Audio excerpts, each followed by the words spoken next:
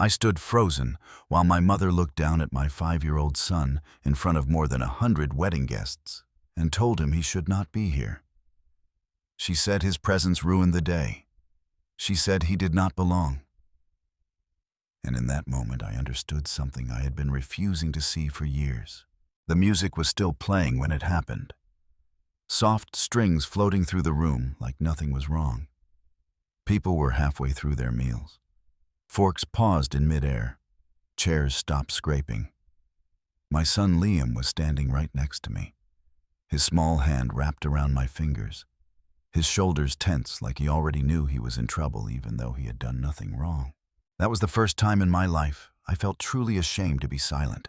The morning had started the way people imagine wedding mornings are supposed to start. Calm, bright, full of small moments that feel sacred when you believe everything is finally coming together. The Silver Oak Event Hall sat just outside Columbus, tucked behind a line of old trees that were starting to turn orange and red. October air, crisp and clean, the kind that makes you breathe a little deeper without realizing it. I was standing in a small dressing room, straightening my jacket for the 10th time, when Liam walked in wearing his navy suit. It was tailored just enough to make him look proud. He had insisted on the tie. Emily had helped him pick it out weeks earlier, a simple gray tie that matched mine. He looked up at me and asked if he looked fancy enough for the wedding. I told him he looked perfect. He smiled the way only kids do when they believe you without question. Then he practiced walking in a straight line across the carpet, holding an imaginary pillow with invisible rings. Every few steps he glanced back to make sure I was watching. I was. I always was. Emily came in a few minutes later, her hair still pinned loosely, her dress carefully hung on the door. She crouched down to Liam's level and adjusted his jacket, smoothing the fabric like she had done 100 times before. She asked him if he was ready to be the most important helper in the room. He nodded so hard I thought the tie might slip. That was the version of the day I wanted to believe in. The one where we were already a family. The one where love was enough to smooth over everything else. Down the hall, I could hear my parents' voices. My mother, Patricia, talking quickly to one of the coordinators about the flowers. My father, Richard, mentioning the seating arrangement for the 3rd time. Nothing outright hostile. Nothing you could point to and say this is wrong. Just the same tension I had learned to ignore. Emily squeezed my hand before leaving the room. She told me to breathe. She told me everything was ready. She told me Liam would be fine right next to us during the reception. She said it like it was obvious. The ceremony itself passed in a blur. Liam walked down the aisle carefully, every step measured, his face serious in a way that made people smile. I heard quiet laughter, a few soft claps. When he reached the front, he stood tall and looked back at me like he had just accomplished something monumental. I felt my chest tighten. Emily walked toward us a moment later, and when she reached Liam, she smiled at him first before she smiled at me. That mattered. It always had. Her family sat in the first 2 rows. Her father leaned forward when Liam passed, nodding with approval. Her mother dabbed at her eyes.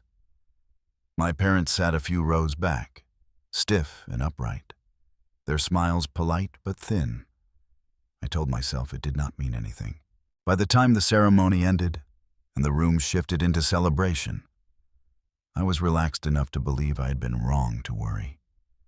People congratulated us. Liam received more attention than either of us. Someone told him he had done a better job than most adults.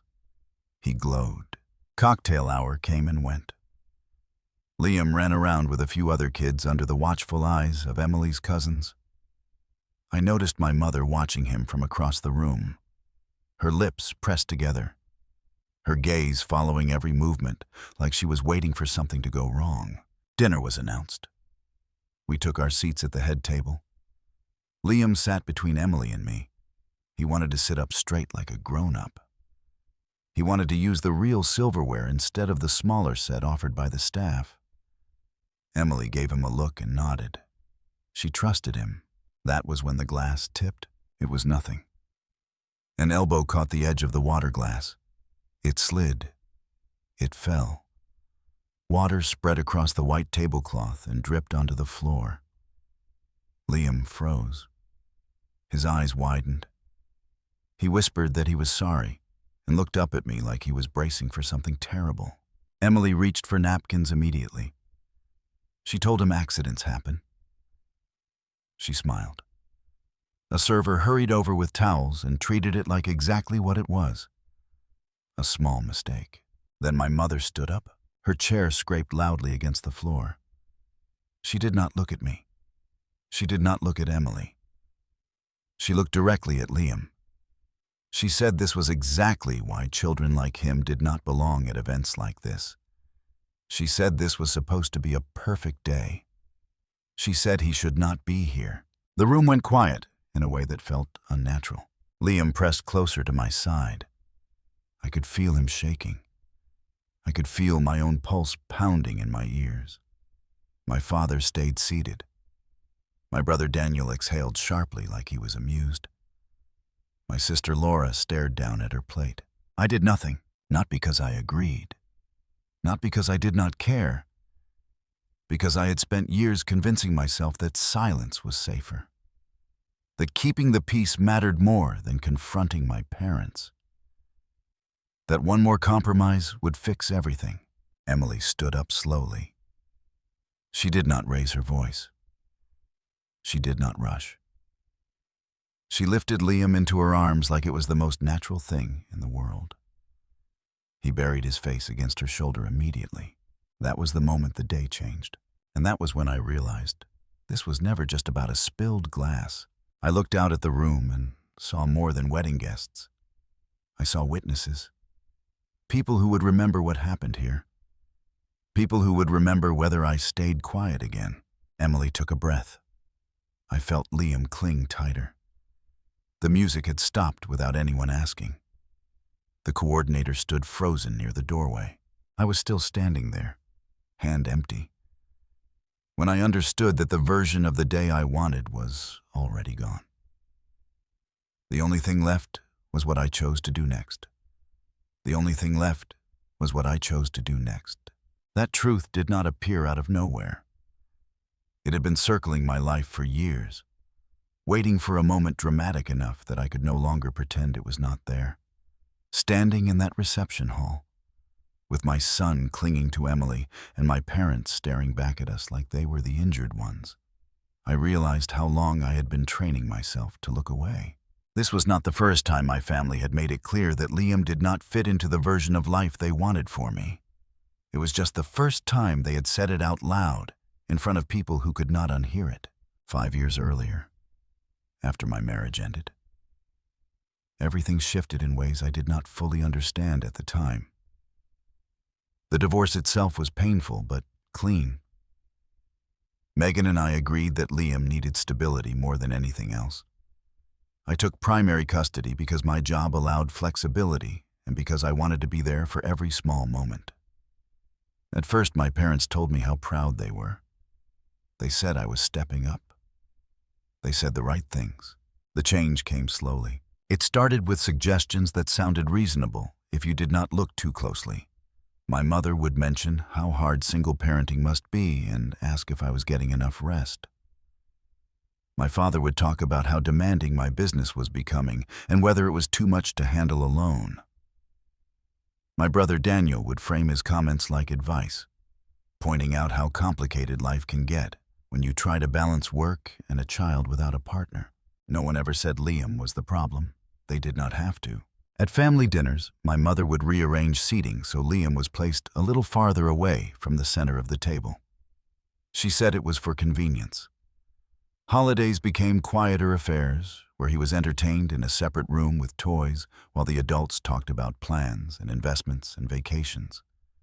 My sister Laura once suggested that children did not really enjoy formal gatherings anyway, and that it might be better for everyone if Liam stayed home more often. I told myself they were adjusting. I told myself it was uncomfortable for them, but not malicious. I told myself that pushing back would only create tension, and that tension would hurt Liam more than small compromises ever could. Then I met Emily. She entered our lives without hesitation or caution. She asked questions. She listened. She paid attention to things I had stopped noticing. The first time she came to a family gathering with me, she watched how my mother corrected Liam in a tone that was sharper than necessary. She noticed how my father talked about my future as if Liam were a temporary condition instead of a person. On the drive home that night, Emily asked if that was normal. I laughed it off. I said they meant well. I said it was complicated. Looking back now, that was the moment I should have stopped pretending. As our relationship grew more serious, the comments grew bolder. My mother asked if Emily was prepared for the responsibility she was taking on. My father questioned whether it was fair to tie her life to mine when I had baggage. Daniel asked if I had considered how different things might be if I had a clean slate. Laura talked about image and optics and how some choices limit opportunities. Emily pushed back every time. I did not. When we got engaged, the pressure intensified. There were conversations about the wedding that felt less like planning and more like negotiation. My mother asked if it was necessary for Liam to be so involved. My sister suggested a smaller ceremony that might be more appropriate given the circumstances. My brother brought up how common it was to have adult-only receptions and how guests appreciated the atmosphere. I said no to each suggestion, but quietly. I framed my answers like preferences instead of boundaries. I kept believing that if I stayed calm and agreeable, my family would meet me halfway. The morning of the wedding, all of that history sat behind my eyes like a warning I refused to read. I saw the signs and chose optimism instead. I chose hope over reality. Now I was standing in the aftermath of that choice. Emily did not look at me for direction. She did not wait for permission. She held Liam securely and faced my parents with a steadiness that made the room feel smaller. She spoke in a calm voice, explaining that Liam was part of our family and always would be. She said that what had just been said was not acceptable. I wanted to speak. I wanted to step forward. My legs felt heavy. My father finally broke his silence. He said everyone was overreacting. He said it was just a comment made in the heat of the moment. He said weddings were stressful and people said things they did not mean. My brother nodded along. He said intent mattered. He said there was no reason to ruin the evening over a misunderstanding.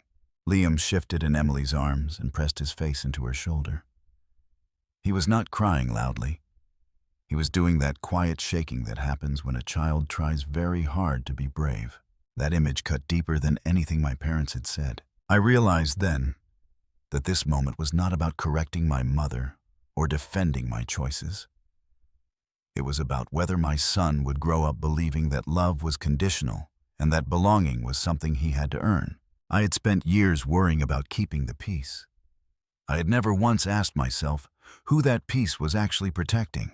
Around us, the guests remained silent. Some looked uncomfortable. Others looked angry. A few looked confused. These were not strangers anymore. They were witnesses to a truth I had tried to manage in private. Emily looked at me then. Not with anger, not with disappointment, with expectation. The kind that says this is where you decide who you are. My mother crossed her arms and waited. My father leaned back in his chair like he was confident this would blow over. Daniel glanced around the room, already calculating how this might look later. Laura avoided eye contact entirely. I opened my mouth and closed it again. In my mind, I saw every moment I had chosen silence, every small concession, every time I told myself it was not worth the fight. All of it had led here. This was not about one wedding or one spilled glass. This was about a pattern that had been allowed to grow, because I did not stop it when I should have. Liam lifted his head slightly and looked at me. His eyes were red. He did not ask anything. He just looked, waiting. That was when I understood that whatever happened next would follow us long after the music started again or the guests went home. I took a breath, and for the first time in a very long time, I stopped worrying about what my family would think of me. The room felt smaller with every second that passed, like the walls had leaned in to watch what I was going to do. I stepped forward before I fully realized I was moving. My body acted before my fear could catch up. Emily was still holding Liam, one arm wrapped firmly around his back, her hand resting between his shoulder blades the way you do when you want someone to know they are safe. His face was buried against her collarbone, his small fingers clenched into the fabric of her dress. I told myself to speak calmly.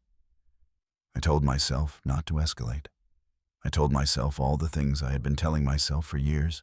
My mother looked at me with a tight smile, the kind she used when she thought she was being reasonable and everyone else was being dramatic. She said again that she was just trying to protect the integrity of the event. She said children did not belong in formal settings like this. She said it was common sense. She gestured around the room, at the linens, and the candles, and the carefully arranged place settings, as if those things carried more weight than the child trembling in Emily's arms. My father finally stood up then, slow and deliberate. He said my mother did not mean anything by it. He said emotions were running high. He said we could discuss it later, privately, instead of making a scene. That word stuck with me. Scene. Daniel leaned forward in his chair and added that intent mattered. He said nobody was attacking anyone. He said it was unfair to twist a comment into something it was not. He spoke with the same measured tone he used in boardrooms, like this was a problem that could be reasoned away if everyone stayed rational. Laura still did not look up. She stared at her napkin, folding and unfolding it in her hands. I felt heat rise in my chest. Not anger at first, something heavier, something closer to grief. I looked around at the guests. Some of them were people I had known for years. Co-workers who had seen me bring Liam to job sites when childcare fell through. Friends who had watched me juggle schedules and bedtime routines and client calls. Emily's family sat rigid in their chairs, faces pale and tense. No one laughed. No one spoke. No one moved. Liam shifted slightly and lifted his head just enough to look at me. His eyes were glossy but dry. He was holding it together in the way children do when they are not sure if it is safe to fall apart. That look broke something open in me. I heard my own voice then, quieter than I expected, but steady. I said this was not about a formal setting. I said this was about respect. I said my son did nothing wrong. My mother shook her head and sighed, as if I were being stubborn. She said I was taking things too personally. She said she had raised children and knew how disruptive they could be. She said this was my wedding day and I should be focusing on my future instead of making everything about my past. My past? She said it like Liam was a mistake that had already served its purpose and could now be quietly tucked away.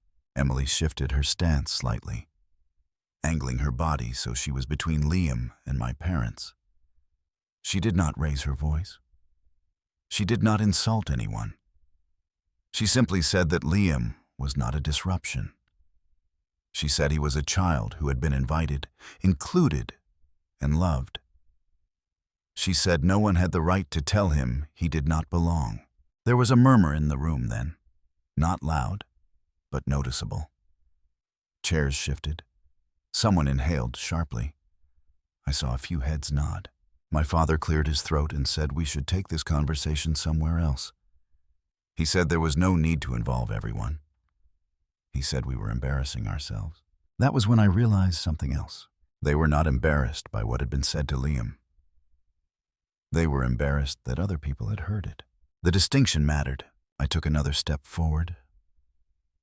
My heart was pounding now, but my thoughts felt clearer than they had in years. I said this conversation was happening here because it had happened here. I said my son had been hurt in front of all these people. and pretending it was a private misunderstanding would not make that disappear. Daniel opened his mouth to respond, then hesitated when he saw the looks around the room. He tried again, softer this time, saying families had disagreements, and this did not need to define anything. I almost laughed, not because it was funny, but because it was familiar. This was always how it went. Minimize, deflect, move on. Emily lowered her head slightly and whispered something to Liam. I could not hear the words, but I saw his shoulders relax just a bit. Whatever she said worked better than anything I had managed so far. That was when she looked back up at my parents and said there was something they needed to understand. She said this was not the first time Liam had been made to feel like an inconvenience. She said she had been paying attention. She said she had not wanted this day to turn into this moment, but she was not going to let it pass quietly. My mother stiffened. She said that was ridiculous. She said Emily was misinterpreting things. She said she had always been nothing but supportive. Emily nodded slowly, like she had expected that response. She said she had learned, in her line of work, to trust patterns over explanations. She said when the same message shows up again and again, you stop pretending it is accidental. She reached into her small clutch then, the one she had insisted on keeping close all evening. She did not pull anything out yet. She just rested her hand there. The tension in the room spiked. My father asked what she was implying. His voice was sharp now, controlled, but sharp. Emily said she was implying that what happened tonight did not come out of nowhere. She said it was part of a longer story that had been happening quietly for years. She said she had hoped it would never reach this point. I felt my stomach drop. I knew Emily had been hurt by my parents' comments in the past, but I did not know what she meant by a longer story. I looked at her, searching her face for clarity. She met my eyes briefly. There was no accusation there, no blame, just resolve. She said that when you see a child being consistently pushed to the margins, you stop waiting for someone else to step in. She said she had promised herself that Liam would never have to wonder if he was wanted in his own family. The room was so quiet I could hear the hum of the lights above us. My mother laughed then, a short, disbelieving sound. She said this was absurd. She said Emily was overstepping. She said she did not appreciate being portrayed as some kind of villain at her own son's wedding. I realized I was no longer worried about escalation. I was worried about what would happen if this moment ended without truth. I looked down at Liam again. He was watching everything now, his face calm but alert. He was learning something from this, whether I liked it or not. This was the lesson he would remember. Emily finally opened her clutch, and before she said another word, I understood that whatever came next would change more than just the rest of the evening. Emily pulled her phone from the clutch slowly, like she was giving everyone in the room time to decide whether they really wanted what came next. My mother scoffed and said this was getting out of hand. She said we were turning a family disagreement into theater. She said Emily was being dramatic. My father told her to put the phone away and suggested again that we step outside and talk like adults. Emily did not argue. She did not raise her voice. She simply said that she had spent too long watching a child get hurt quietly. She said she was done pretending silence was kindness. She asked the coordinator if the sound system could be used for a moment. The woman hesitated, eyes darting between us and the guests, then nodded slowly. Someone handed Emily a microphone without really understanding why. The string music faded off on its own, like the musicians sensed the shift before anyone told them to stop. I remember thinking that this felt unreal, like time had stretched thin enough that everything slowed down, but never quite stopped. Emily adjusted the microphone once, then lowered it. She did not speak into it yet. She looked at Liam and brushed his hair back gently. She told him quietly that he was safe and that he did nothing wrong. He nodded and stayed pressed against her shoulder. Then she looked at my parents. She said she wanted them to listen. She said she wanted everyone to listen. She said this was not about revenge or embarrassment. She said this was about truth. She tapped her phone and a recording played through the speakers. It was my mother's voice, calm and casual, from months earlier. She was speaking to Emily during what I had thought was a polite conversation over coffee. In the recording, she said that raising a child from a broken home always comes with problems. She said those children carry instability with them. She said Emily needed to think carefully before tying her future to that kind of responsibility. A ripple moved through the room. A few people gasped softly. Someone near the back whispered something I could not hear. My mother went pale. She said that conversation had been taken out of context. She said Emily was twisting her words. Emily nodded again and tapped her phone a second time. This recording was my father. He was speaking during a family dinner, his tone confident and certain. He said that children from divorced families often struggle socially and emotionally. He said that allowing that kind of chaos into a new marriage was risky. He said sometimes adults have to make hard choices about what they are willing to take on. I felt something sink in my chest as his words echoed through the hall. I remembered that dinner. I remembered laughing it off. I remembered telling myself he was just old-fashioned. Daniel stood up abruptly. He said this was inappropriate. He said private conversations should stay private. He said Emily was crossing a line. Emily lowered the microphone slightly and looked at him. She said lines matter most when children are involved. She said the pattern was clear. She said these were not isolated remarks. She did not play another recording right away. She let the silence do its work. My sister Laura finally looked up. Her face was tight. She said that everyone had concerns, and that did not mean anyone wanted to hurt Liam. She said this was being blown out of proportion. Emily said concern does not sound like erasure. She said concern does not involve repeatedly suggesting that a child does not belong. My mother found her voice again. She said she was being attacked. She said she was a grandmother who loved her grandson. She said none of this proved anything, except that Emily had been secretly recording family conversations. Emily agreed. She said she had recorded them. She said she had done it because she was worried about the impact these comments were having on a 5-year-old who was already trying too hard to be good. I felt heat behind my eyes then. Not anger. Something closer to shame. I thought about all the moments I had brushed off. All the times Emily had come home quiet after being around my family. All the times Liam had asked why Grandma did not like it when he talked too much. The guests were no longer just watching. They were reacting. I saw heads shaking. I saw arms crossed. I saw Emily's father stand up slowly from his table, his face unreadable but serious. I saw one of my co-workers clench his jaw like he wanted to say something but did not know if it was his place. Emily said she had promised herself that if this ever happened publicly, she would not protect anyone at the expense of a child. She said Liam deserved to know that adults would step in when he was being hurt, even if those adults were uncomfortable. My father tried again to regain control. He said this was spiraling. He said it was not fair to judge them based on a few comments. He said they had always supported me. That was when something shifted inside me. I spoke without planning the words. I said support does not come with conditions. I said loving a child means accepting them fully, not tolerating them when it is convenient. I said Liam was not a problem to be managed.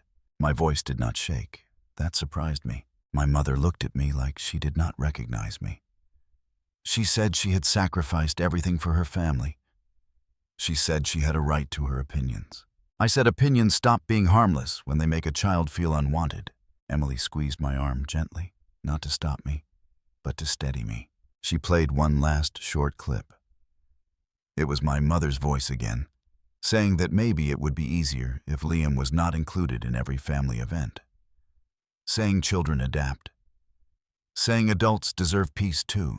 That one hit hardest. The room was completely silent when it ended. No whispers, no movement, just stillness. Liam shifted and lifted his head. He looked around at the faces staring back at him. His eyes landed on my mother for a moment, then on my father, then back to me. He asked quietly if he was in trouble. I shook my head and told him no. I told him he had done nothing wrong. I told him I was proud of him. Emily handed the microphone back without another word. She held Liam close and turned slightly toward me. I realized then that there was no going back to the version of my family that existed before this moment. Whatever came next would not be quiet. It would not be comfortable. And it would not be optional. I took a slow breath, looked at my parents, and understood that the hardest part was still ahead. The hardest part was still ahead. And I could feel it settling into the room like a weight that refused to lift. My parents were still standing there, stunned and defensive, as if the truth had knocked the breath out of them. Around us, the guests had shifted from passive observers to something else entirely. People were no longer just watching a family argument. They were witnessing a pattern being dragged into the light. My father tried to take control again. He said enough had been said. He said the evening had gone far enough off the rails and that we needed to stop before things got worse. He spoke like a man who believed he still had authority over the situation. Emily did not respond right away. She handed Liam to me gently, making sure he was steady on his feet before letting go. His hand slipped into mine without hesitation. That small gesture said more than anything else that had happened all night. Emily turned back toward my parents and said this was not going to be fixed by ending the conversation. She said what they had heard was only a piece of it. She said there was more context they were choosing to ignore. My brother Daniel stepped forward, his jaw tight. He said this had crossed into something dangerous. He said people could get into legal trouble for playing recordings like that. He said we should all calm down and think rationally. That was when Chris Dalton stood up from his table. Chris had been my best friend for more than 15 years. He was also a licensed psychologist who worked with families in crisis. He had been quiet all evening, watching everything unfold with a look I had learned to recognize from years of knowing him. He said calmly that what had just been played showed a clear pattern of repeated messaging directed at a child. He said that intent mattered less than impact when it came to psychological harm. He said when adults consistently frame a child as a burden or an obstacle, that child internalizes it, whether anyone intends harm or not. My mother scoffed and said this was ridiculous. She said she loved her grandson. She said she had bought him gifts and attended birthdays. She said that should count for something. Chris nodded and said, "Gifts do not undo damage." He said presence does not equal safety. He said harm often comes wrapped in concern. The room felt like it was holding its breath again. Emily spoke next. Quieter now, but no less firm. She said she had not wanted to bring everything out tonight. She said she had hoped the comments would stop once Liam was older or once boundaries were respected. She said they had not stopped. They had escalated. She pulled another item from her phone and held it up so my parents could see the screen. She said this was an email from months earlier. She did not play it through the speakers. She summarized it instead. She said it discussed grandparents' rights and what options might exist if a child was not being raised in a stable environment. My father went rigid. He said that was a misunderstanding. He said it was just information. He said anyone could look those things up. Emily said looking something up is different from discussing how to use it. She said the message talked about timing and leverage and waiting for the right moment. She said it mentioned creating documentation. That was when Megan walked into the room. I had not even known she was there. She stood near the entrance, her expression tight with concern. She said my name softly and every head turned. Megan was Liam's mother. We had divorced years earlier but had worked hard to stay respectful and focused on our son. She had flown in earlier that day to surprise Liam during the reception. something she and Emily had planned quietly so he could see both of his parents together for once. She said she had not expected to walk into this. Emily turned toward her and explained quickly what had happened. Megan listened, her face changing with every sentence. When Emily finished, Megan took a step forward and said there was something everyone needed to know. She said my parents had contacted her more than once over the past year. She said they had suggested that Liam might be better off living elsewhere. She said they had implied that my work schedule and new marriage would make things unstable for him. My chest tightened so hard, I thought I might not be able to breathe. Megan said she had refused every time. She said she trusted me as a father. She said she had saved the messages because something about them felt wrong. The murmurs in the room grew louder. People were no longer whispering. They were reacting openly. My sister Laura finally spoke. Her voice strained. She said everyone was blowing things out of proportion. She said families discuss contingencies all the time. She said it did not mean anyone wanted to take Liam away. Megan looked directly at her and said, "When you start talking about leverage and timing, you are no longer discussing contingencies. You are planning. You are..." My mother shook her head violently. She said this was all being twisted. She said she was being painted as some kind of monster. She said she had done everything out of love. Emily responded calmly. She said love does not involve repeatedly questioning a child's right to exist in a family. She said love does not require a child to earn peace by being invisible. I looked down at Liam.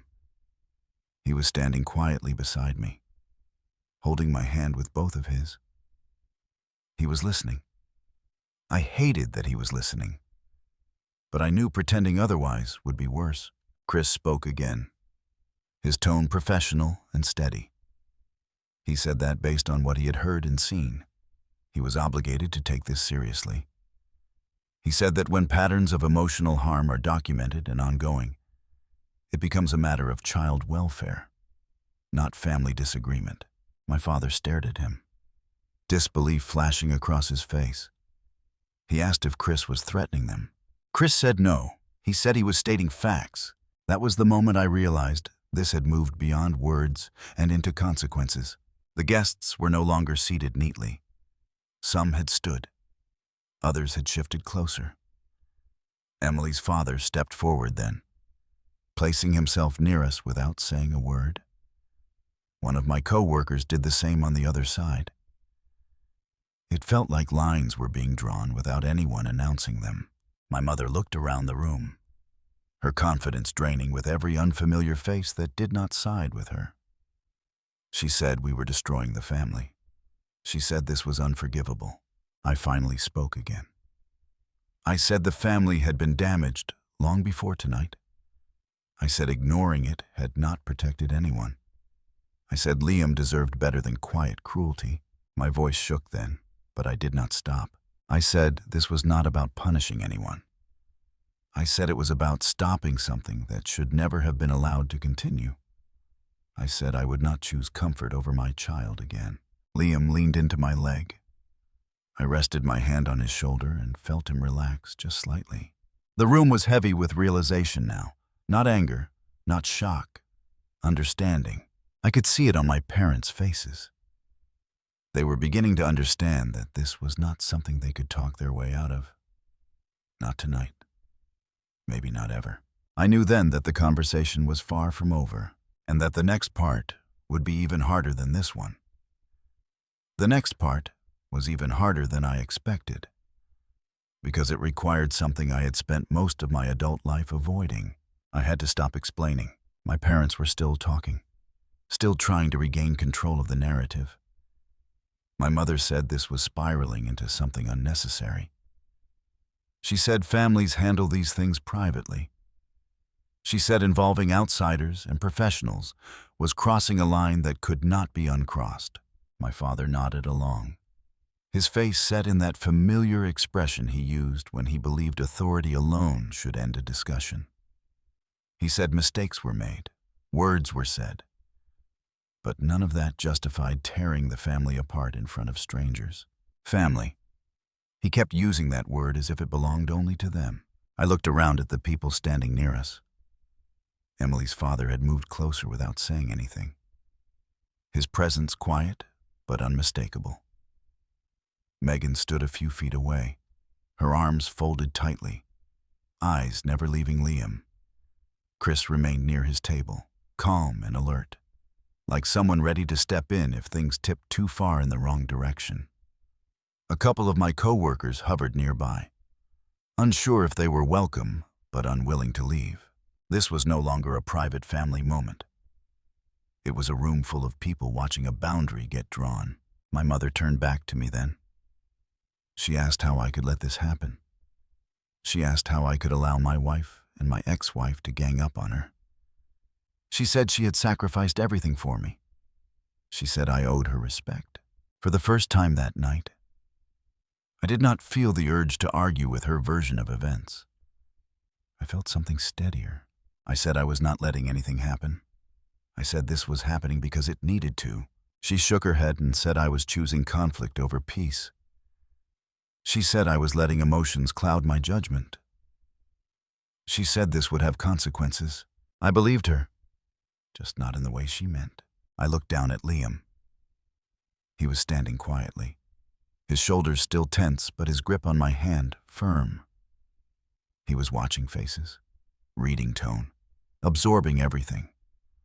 I realized that this moment was shaping how he would understand love and safety for the rest of his life.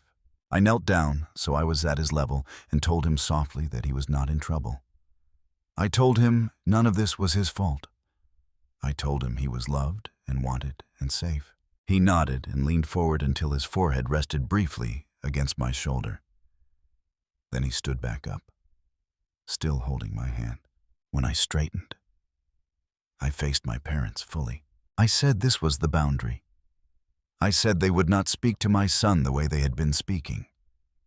I said they would not question his place in my life or in my family.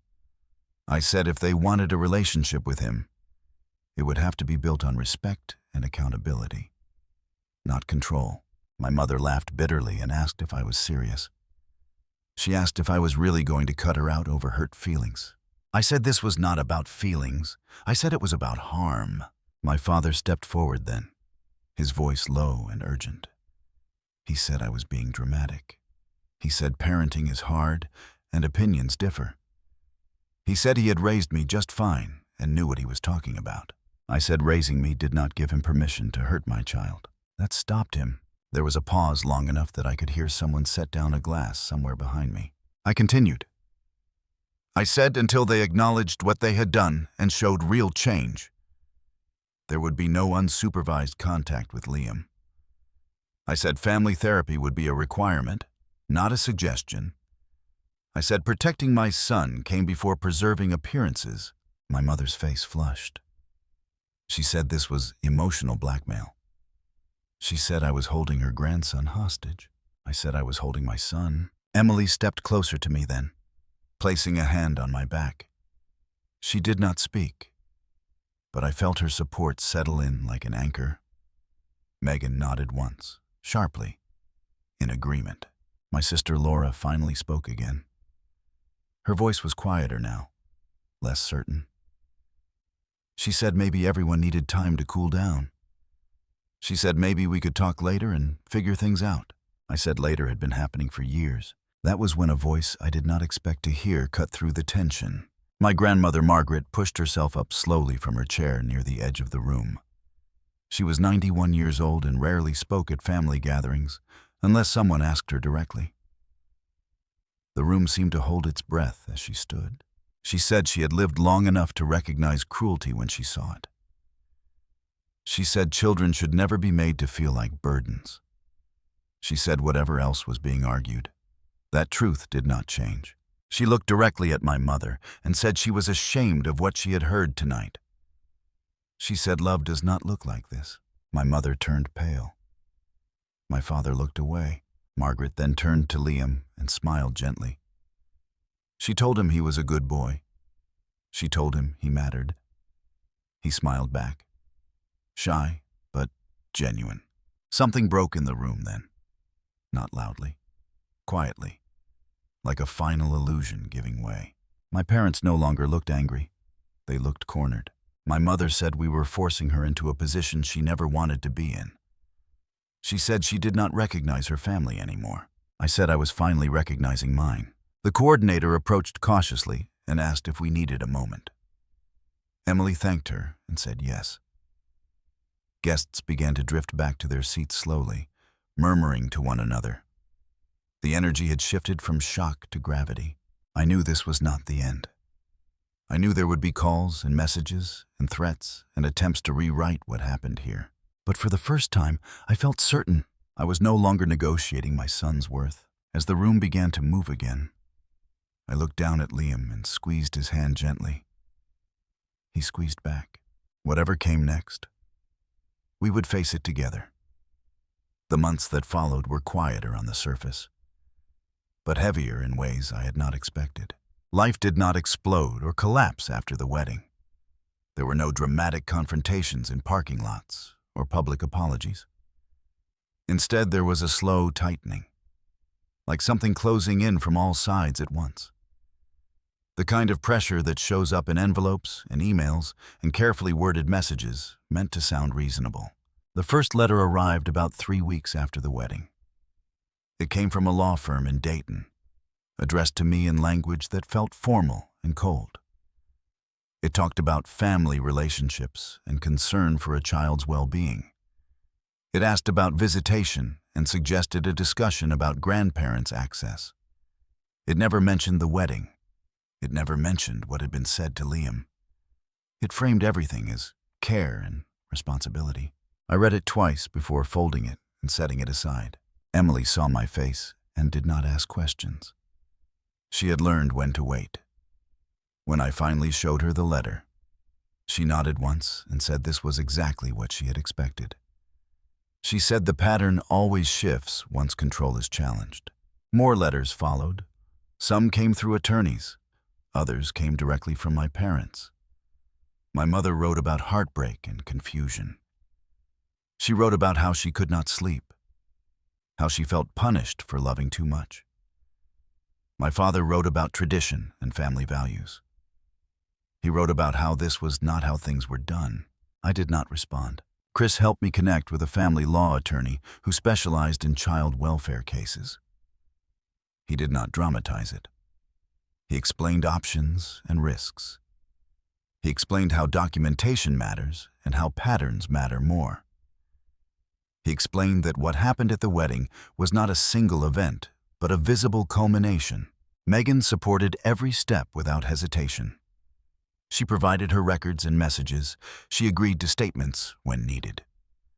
She told me more than once that she trusted me to protect Liam, and that trust felt heavier than any legal document.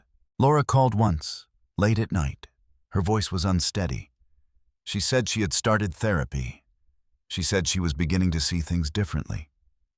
She said she was sorry she had stayed quiet for so long. I listened.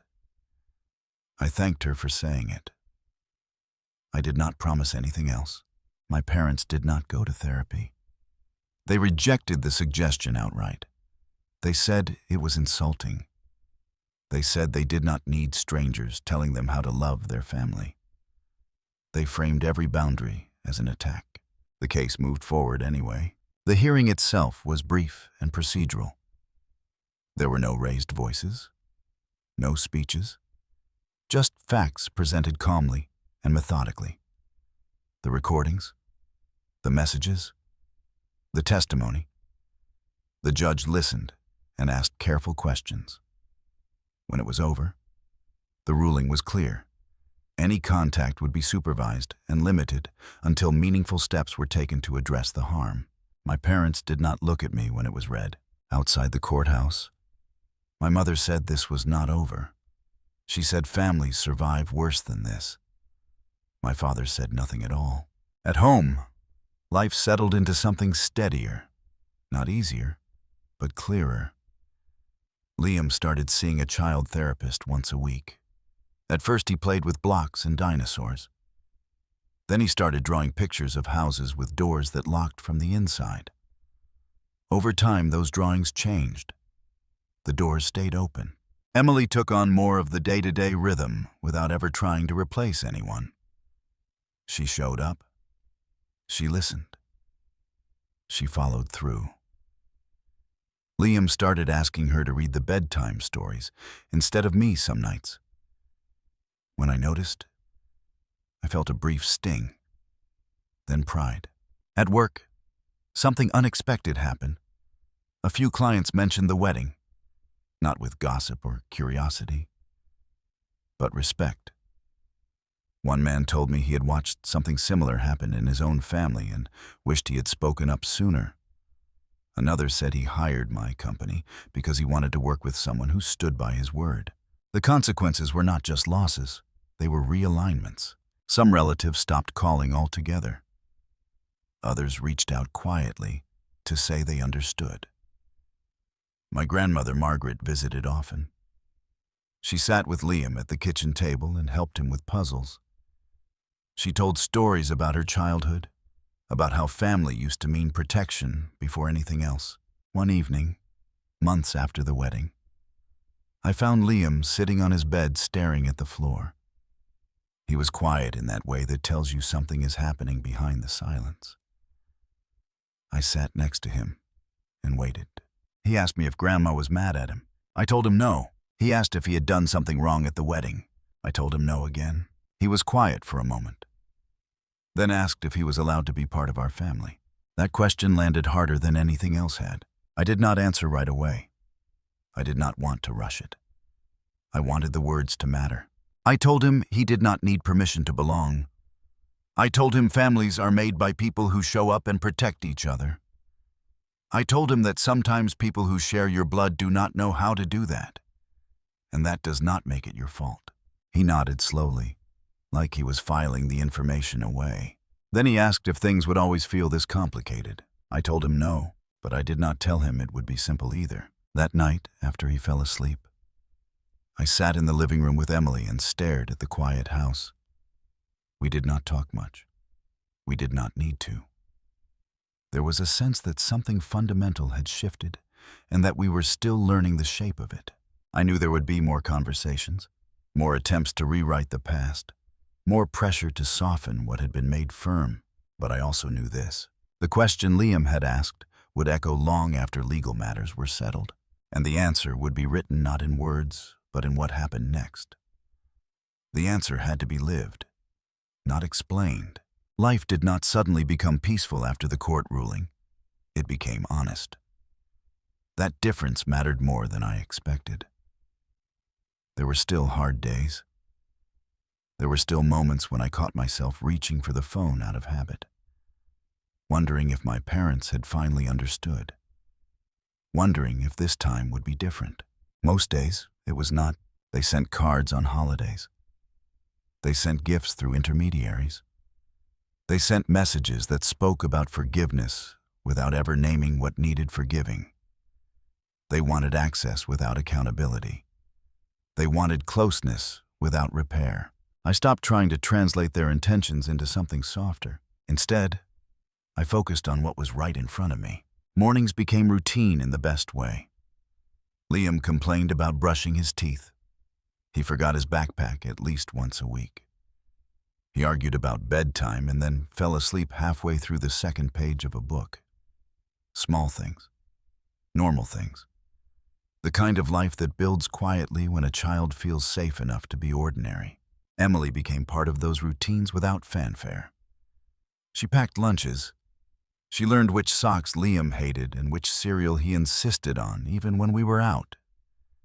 She never tried to erase anyone. She simply showed up, again and again, in ways that did not ask to be noticed. Megan and I settled into a rhythm that felt earned. We talked openly. We coordinated schedules without tension. We made decisions together when it mattered. We did not always agree, but we trusted each other to keep Liam first. That trust became a kind of foundation everything else rested on. Therapy helped in ways I did not expect. Liam did not talk about the wedding much after a while. Instead, he talked about feelings in general, about being scared sometimes, about being angry and not knowing why, about wanting everyone to get along, but also wanting to stay home. The therapist told me that children do not need perfect families. They need predictable ones. They need to know where they stand. That stuck with me. My parents never crossed the line into real reflection. They attended one supervised visit and spent most of it trying to convince Liam that everything was a misunderstanding. He came home quiet and distant that night. I watched him carefully for days afterward. He eventually returned to himself. But something had shifted. After that, visits became less frequent. The requests slowed. The pressure eased, not because they understood, but because they realized control was gone. That was the karma. Not punishment, not humiliation, loss of influence. People who build their power on access do not know what to do when access ends. One afternoon, months later, Liam and I were in the backyard planting a small tree. He insisted it needed to be right in the middle. I told him it might block the view later. He thought about it for a moment, then moved it slightly to the side. He said it could grow there and still have room. I realized then that he was learning something important, not just about trees. That evening, as the sun dropped behind the fence, he sat next to me on the porch and leaned against my arm. He asked me again if he belonged with us. This time I did not hesitate. I told him yes. I told him he belonged because he was here, because we loved him, because belonging is not earned by being quiet or easy or convenient. It is given by people who choose you every day. He smiled and rested his head against my shoulder. It was simple. It was enough. I thought about the wedding then, about how I had believed that moment had ruined the day. I see it differently now. It revealed something that needed to be revealed. It forced a choice I had been avoiding. It showed me who would protect my son and who would protect their image. I lost relationships that night. I gained clarity. If you are listening to this and it feels familiar, if you have ever stood in a room wondering whether keeping the peace was costing your child their sense of safety, I want you to know something. Choosing your child is not betrayal. It is the job. Sometimes love means drawing a line and holding it, even when people accuse you of tearing things apart. Sometimes the only way to build something healthy is to stop carrying what has been hurting you for years. If this story connected with you, if it made you think about your own family or the boundaries you have been afraid to set, I invite you to share your thoughts. These conversations matter. They remind us we are not alone in them. And if you want to hear more stories about choosing protection over silence, about learning what real family looks like when everything is stripped down to its core, stay with me. There is more to tell, and it is worth telling.